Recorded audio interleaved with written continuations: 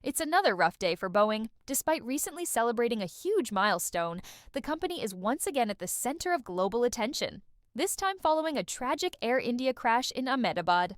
Let's take a look for today's video. Just last month, Boeing proudly marked carrying its 1 billionth passenger on the 787 Dreamliner, an impressive feat considering the aircraft was only launched 14 years ago.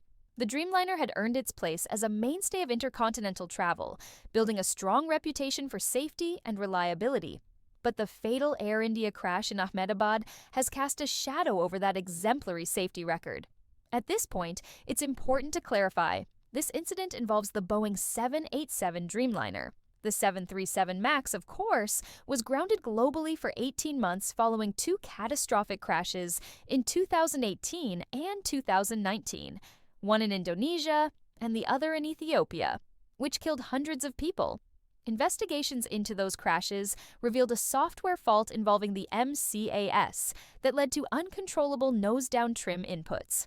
That fault was directly linked to Boeing's design and certification processes at the time.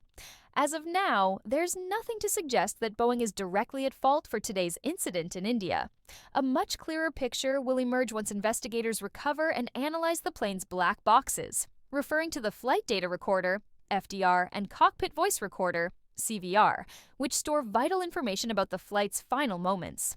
In response to the crash, Boeing stated that its thoughts are with the passengers, crew, first responders, and all affected, and confirmed that it is working closely with Air India to gather more information.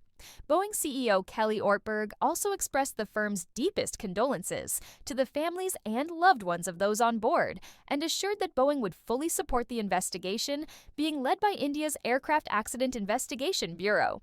We will follow this evolving story and get back to you when new information is available. Thank you.